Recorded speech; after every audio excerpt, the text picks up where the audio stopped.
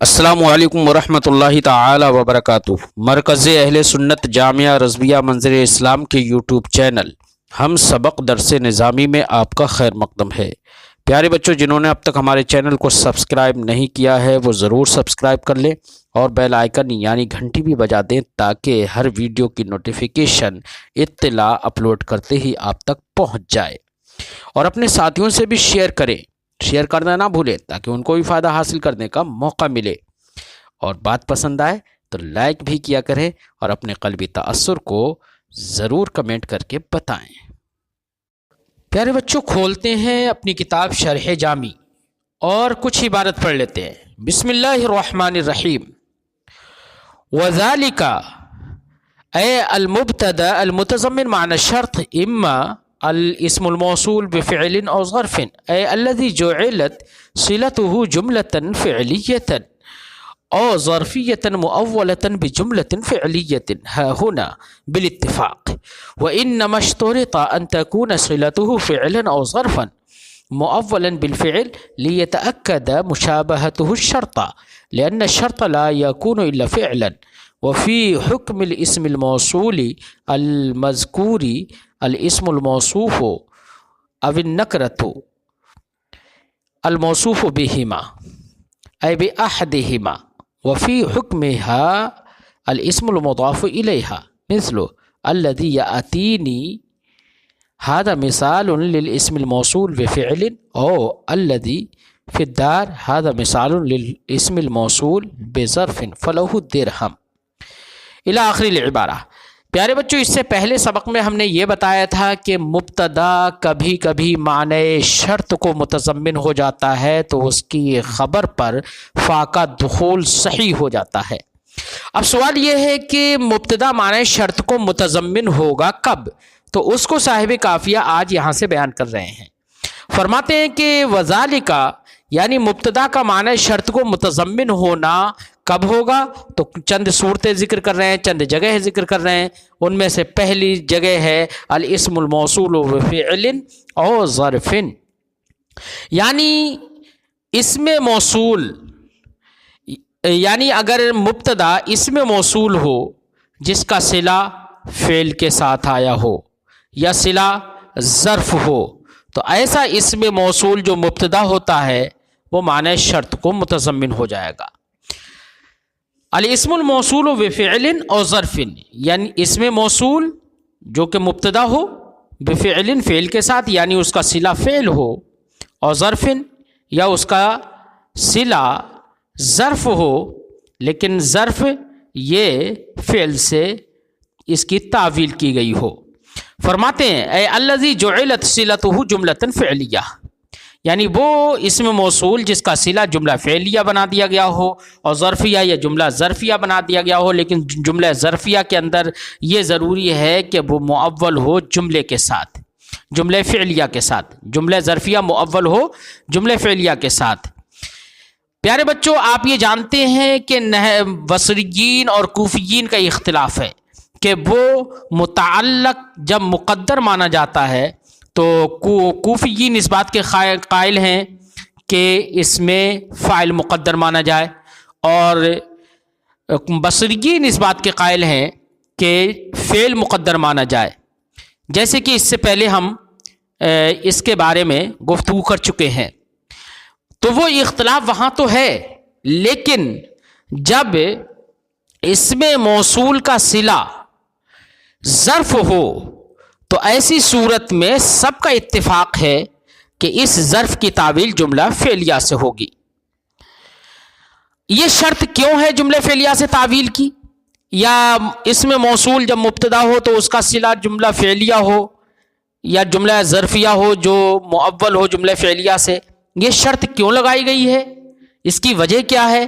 تو اس کے بارے میں صاحب شرح جامی فرماتے ہیں، جس کا خلاصہ یہ ہے کہ دیکھیے بچوں، شرط جو ہوتی ہے وہ فعل کے اندر ہی ہوتی ہے، شرط جو ہوتی ہے وہ فعل ہی ہوتی ہے، اور مبتدا جب معنی شرط کو متضمن ہو گیا تو اگر اس کا صلہ فعل یا ظرف مؤول بفعل ہو تو ایسی صورت میں اس کو شرط کے ساتھ مشابہت قوی ہو جائے گی، اور مشابہت قویہ کی بنا پر ایسی صورت میں وہ مبتدا معنی شرط کو متضمن ہوگا، تو مشابہت شرط کے ساتھ مضبوط ہوگی، اس لیے یہاں پر اس کا صلہ فعل یا ظرف جو کہ مؤول بالفعل الجملۃ الفعلیہ ہو، تو یہ شرط لگائی گئی۔ فرماتے وَإِنَّمَا اشْتُرِطَ أَن تَكُونَ صِلَتُهُ فِعْلًا، رہی یہ بات کہ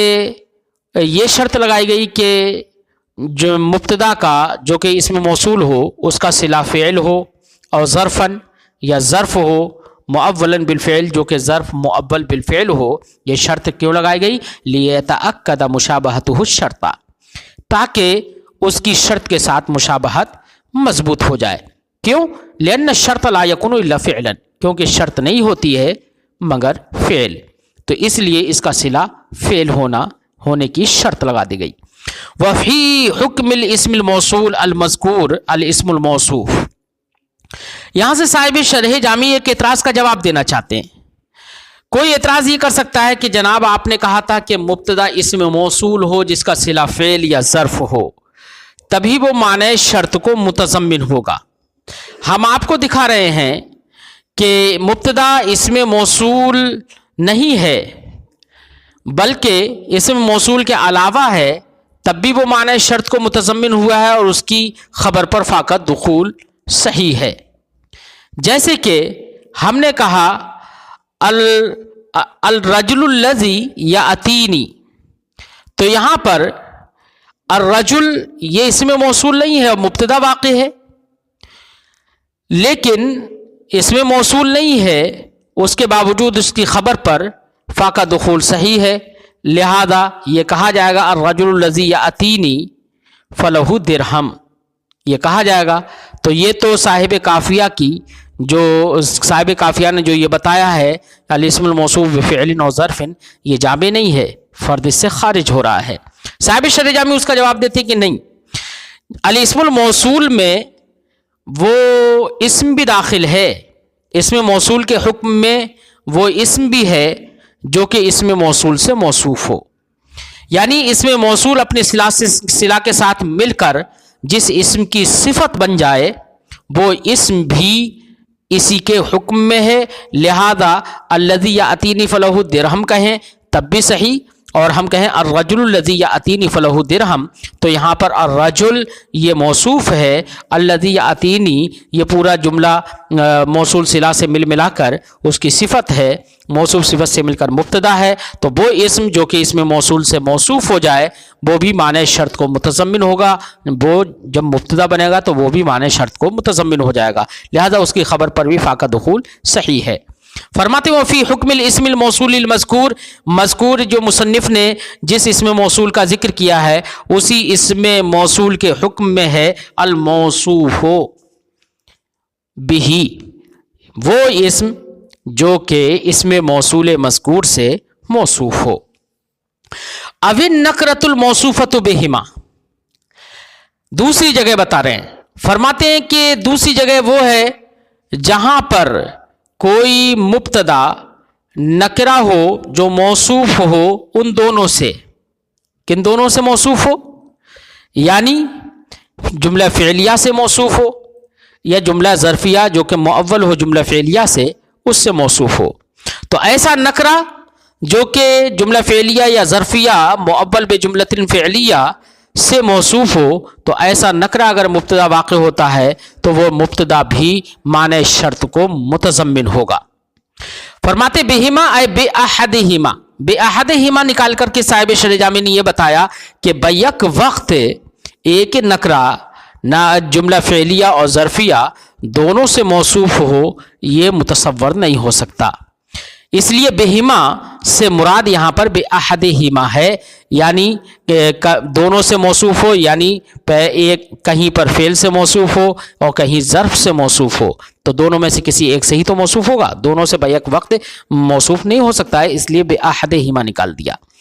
فرماتے ہیں یا وہ اسم جو کہ موصوف ہو، وہ نکرہ جو موصوف ہو ان دونوں سے، یعنی ان دونوں میں سے کسی ایک سے موصوف ہو، وفی حکمہا الاسم المضاف الیہا، یہاں پر بھی ایک اعتراض کا جواب ہے کہ ٹھیک ہے فعل یا شبہ فعل یا ظرف سے موصوف ہو جو نکرہ وہ معنی شرط کو متضمن ہو جاتا ہے. جیسے کہا جاتا ہے کل رجل یاتینی فلہ درہم، تو یہاں پر رجل نکرہ ہے، یہ یاتینی یہ جملہ فعلیہ سے موصوف ہے، لہذا مبتدا نکرہ جملہ فعلیہ سے موصوف ہو کر معنی شرط کو متضمن ہو گیا، اس کی خبر پر فا کا داخل کرنا صحیح ہو گیا، فلہ درہم کہہ دیا گیا.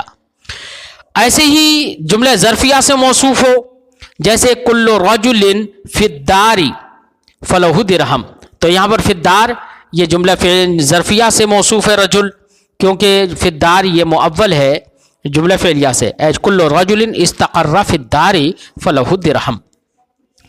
تو ایسی صورت میں یہ دونوں صورتوں میں نکرہ جملہ فعلیہ اور جملہ ظرفیہ سے موصوف ہو گیا ہے، اور ایسی صورت میں وہ مبتدا معنی شرط کو متضمن ہو گیا اور خبر پر فا کا دخول صحیح ہو گیا.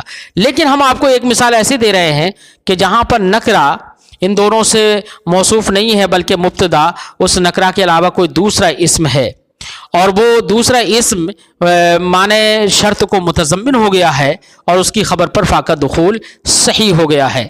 جیسے ہم کہیں کلو غلام رجل یاتینی فلہ درہم، تو کلو غلام رجل میں جو غلام ہے وہ یہ نکرہ موصوفہ نہیں ہے، بلکہ یہاں پر غلام نکرہ موصوفہ بھی نہیں ہے، اس کے باوجود ایسا نکرہ نہیں ہے کہ جو فعل یا ظرف سے موصوف ہو، لیکن اس کے باوجود وہ معنی شرط کو متضمن ہو رہا ہے، معنی شرط کو متضمن ہو رہا ہے، تو اور اس کی خبر پر فا کا دخول صحیح ہو گیا ہے.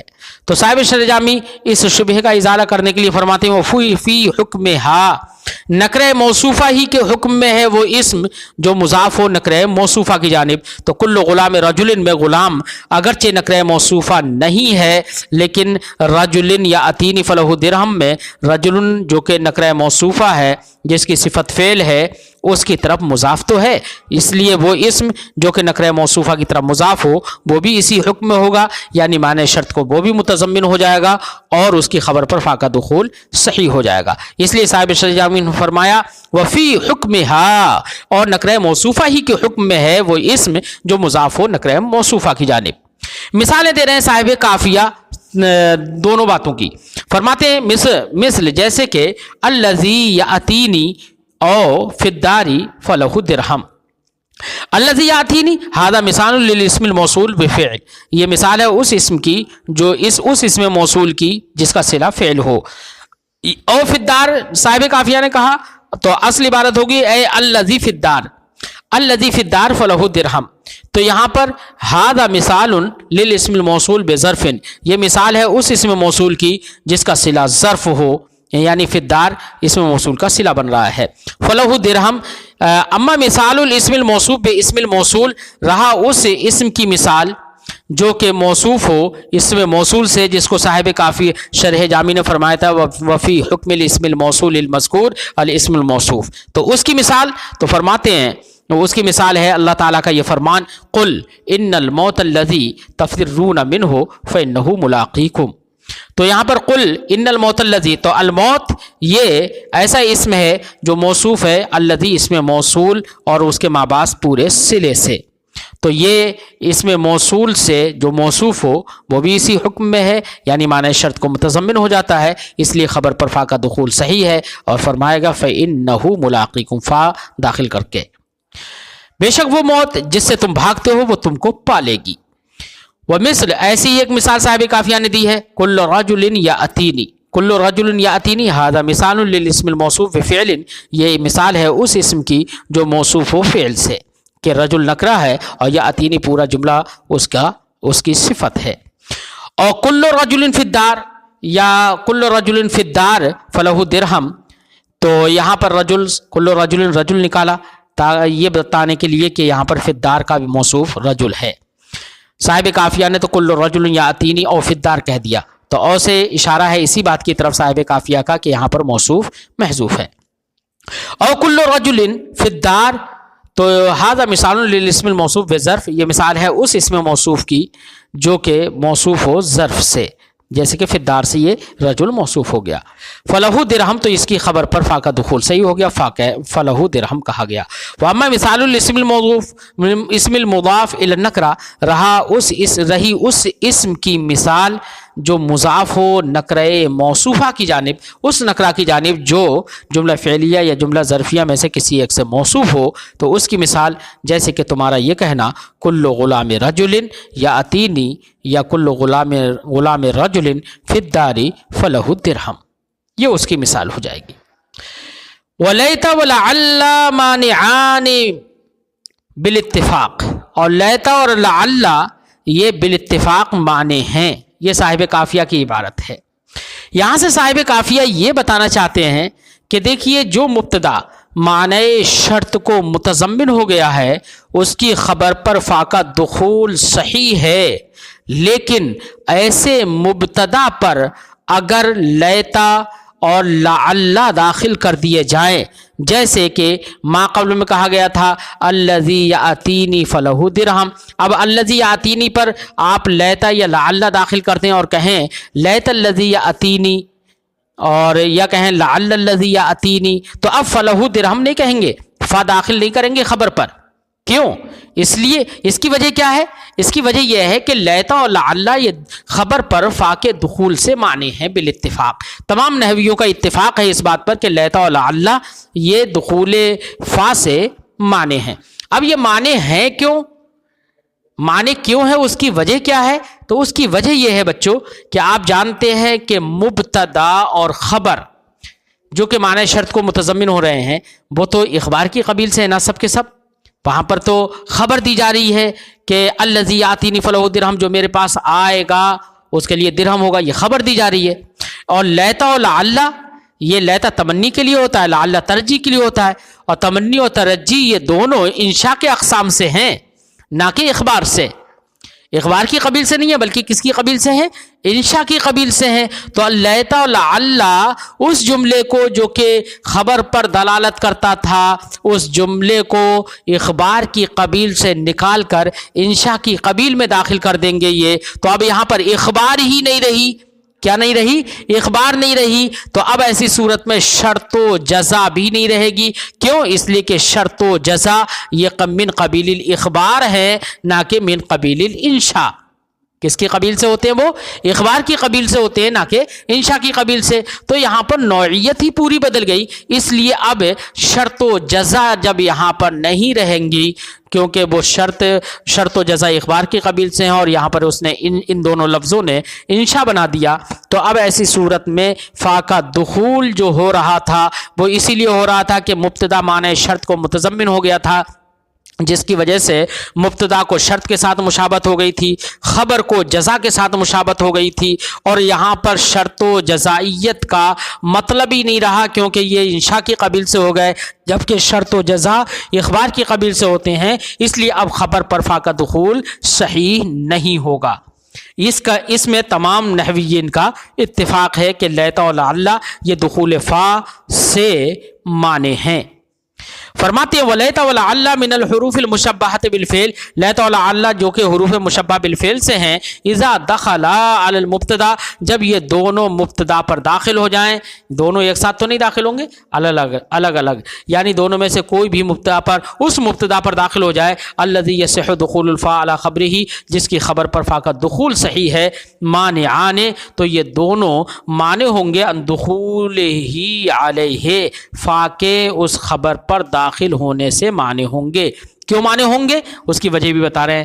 لأن صحت دخولہ علیہ انما کانت لمشابہۃ المبتدا والخبر للشرط والجزاء، کیونکہ فا کا دخول خبر پر تو اس لیے تھا کہ فا کا دخول جو صحیح تھا خبر پر وہ اس لیے تھا کہ مبتدا کو شرط کے ساتھ اور خبر کو جزا کے ساتھ مشابہت تھی. ولیتا ولعل تزیلان تلک المشابہۃ اور لیتا ولعل اس مشابہت کو زائل کر دیتے ہیں. کیوں کر دیتے ہیں؟ وجہ کیا ہے؟ لأنہما تخرجان الکلام من الخبریت الی الانشائیہ، کیونکہ یہ دونوں کلام کو خبریت سے انشائیت کی طرف نکال دیتے ہیں. والشرط والجزا من قبیل الاخبار، اور شرط و جزا جو ہوتے ہیں من قبیل الاخبار ہوتے ہیں نہ کہ من قبیل الانشاء. بات سمجھ آئی؟ وذالک المنع انما ہوا بالاتفاق، فرماتے ہیں کہ یہ لیتا و لعل کا دخول فا سے معنی ہونا یہ بالاتفاق ہے۔ بالاتفاق کا مطلب اے من النحات، تمام نحویوں کا اتفاق ہے، سب نے کہا ہے کہ لیتا و لعل یہ دخول فا سے معنی ہے۔ فلا یقال، جب فا کے دخول سے معنی ہے تو اب نہیں کہا جائے گا لیتا یا لعل الذی یاتینی فلہ درہم، یہ نہیں کہا جائے گا لیتا ولعل الذی فی الدار فلہ درہم، یہ نہیں کہا جائے گا خبر پر فا کو داخل کر کے۔ فَإِن قِيلَ باب کانا و باب عالم تو ایزن مانعان بالاتفاق فما وجہ تخصیص لیتا ولعل۔ ایک اعتراض کا جواب دیتے ہیں صاحب شرح جامی۔ اعتراض یہ ہے صاحب کافیہ پر، صاحب کافیہ نے کہا ہے کہ لیتا اور لعل یہ بالاتفاق دخول فا سے معنی ہیں، جبکہ لیتا و لعل کے علاوہ باب کانا جو ہے یا باب علم تو ہے، یعنی جو نواسخ ہیں ان کے بارے میں بھی تمام نحویین کا اتفاق ہے کہ وہ بھی دخول فا سے معنی ہیں۔ جب ان کے بارے میں بھی اتفاق ہے کہ دخول فا سے معنی ہیں تو صاحب کافیہ نے صرف لیتا و لعل کو اتفاق کے ساتھ کیوں خاص کیا؟ کیوں کہا کہ لیتا و لعل بالاتفاق معنی ہیں؟ ان کو بھی ذکر کر دینا چاہیے تھا۔ بات سمجھ میں آ گئی؟ تو لیتا و لعل کی تخصیص کی وجہ کیا ہے؟ یہ کوئی اعتراض کرے تو صاحب شرح جامی اس کا جواب دیتے ہیں، فرماتے ہیں کہ جواب کا خلاصہ یہ ہے کہ دیکھیے یہاں پر صاحب کافیہ کا مقصود تمام متفق علیہ جو کہ معنی بالاتفاق ہیں ان کو بیان کرنا مقصود نہیں ہے، بلکہ حروف مشبہ بالفعل میں جو لیتا و لعل ہیں ان کا دخول فا سے معنی ہونا تو بالاتفاق ہے، اور لیتا و لعل کے علاوہ انا وغیرہ ہیں ان کا دخول فا سے معنی ہونا بالاختلاف ہے۔ تو حروف مشبہ بالفعل میں دیگر حروف میں اختلاف ہے، جبکہ لیتا و لعل میں اتفاق ہے۔ تو حروف مشبہ بالفعل میں سے جن حروف میں اتفاق تھا مصنف نے صرف ان کو یہاں پر بیان کیا ہے، تمام نواسخ کو بیان کرنا مقصود نہیں ہے۔ اس لیے یہاں پر بالاتفاق جو کہا ہے لیتا و لعل کے ساتھ وہ حروف مشبہ بالفعل کے دیگر حروف مشبہ بالفعل کی بنسبت، کیونکہ ان میں اختلاف ہے، مطلقاً نہیں ہے بلکہ حروف مشبہ بالفعل کے اندر جن حروف کے معنی ہونے میں اتفاق تھا ان کو بیان کیا ہے۔ فرماتے ہیں فَإِن قِيلَ، اگر اعتراض کیا جائے کہ باب کانا اور باب علم تو بھی تو معنی بالاتفاق ہیں، فما وجہ تخصیص لیتا و لعل، تو لیتا و لعل کی تخصیص کی وجہ کیا ہے کہ صاحب کافیہ نے انہی دو کو ذکر کیا؟ قیلا، جواب دیا جائے گا تخصیصہما ببیان الاتفاق ہوا انما ہوا من بین الحروف المشبہۃ لا مطلقہ۔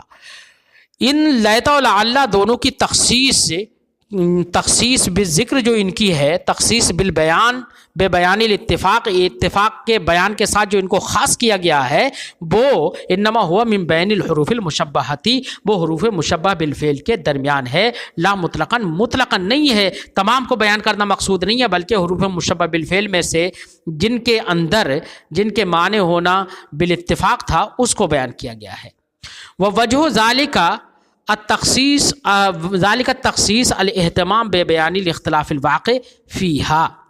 یہاں پر ایک دوسری وجہ بھی بتا رہے ہیں، فرماتے ہیں کہ حروف مشبہ بالفعل میں چونکہ دیگر حروف کے معنی دخول فا ہونے میں اختلاف ہے اور لیتا و لعل کے معنی ہونے میں اتفاق ہے، تو ان دونوں کے اتفاق ہونے کو جب بیان کر دیا گیا، خاص کر دیا گیا اتفاق کے ساتھ، اسی سے اشارہ ہو جاتا ہے اور اس بات کی طرف کہ ان کے علاوہ دیگر جو حروف ہیں ان میں اختلاف واقع ہے، تو بیان اختلاف کا اہتمام کرنے کے لیے بھی ان دونوں کو بیان اتفاق کے ساتھ خاص کر دیا گیا ہے۔ ورنہ تو اگر دیگر یعنی باب کانا باب علم تو کو بھی ذکر کر دیتے اور کہتے کہ لیتا و لعل اور باب کانا باب علم تو یہ سب کے سب معنی بالاتفاق ہیں، تو اس سے یہ اس کی طرف اشارہ نہیں ہو پاتا کہ دیگر حروف میں اختلاف ہے، اس کی طرف اختلاف اشارہ نہیں ہو پاتا. یہاں پر اشارہ کرنے کے لیے اور دیگر حروف میں جو اختلاف واقع ہے اس کے بیان کا اہتمام کرنے کے لیے یہاں پر تخصیص کر دی گئی ہے. فرماتے ہیں ووجہ ذالک التخصیص، اور اس تخصیص کی وجہ کیا ہے؟ ایک یہ بھی ہے کہ الاہتمام ببیان الاختلاف الواقع فیہا، کہ حروف مشبہ بالفعل جو لیت و لعل کے علاوہ ہے ان میں جو اختلاف واقع ہے ان اختلاف کے بیان کا اہتمام کرنا. وَأَلْحَقَ بَعْضُهُمْ قِيلَ هُوَ سِوَّ إِنَّ، یہاں سے صاحب کافیہ لیتا اور لعل کے بارے میں جو یہ بتایا تھا کہ وہ معنی بالاتفاق ہیں، ان کے علاوہ انا مقصورہ کو بھی لیتا و لعل کے ساتھ ملحق کیا ہے امام سیبویہ نے، اس کو بیان کر رہے ہیں. اور امام سیبویہ نے یہ بھی کہا ہے کہ انا مقصورہ جو ہے وہ بھی لیتا و لعل کے ساتھ ملحق ہے دخول فا کے معنی ہونے میں، دخول فا کے معنی ہونے میں. اب انہوں نے اس کو کیوں ملحق کیا ان کے ساتھ، اس کی وجہ کیا ہے، اس کی تفصیل انشاءاللہ آئندہ سبق میں پڑھیں گے. السلام علیکم ورحمۃ اللہ تعالی وبرکاتہ.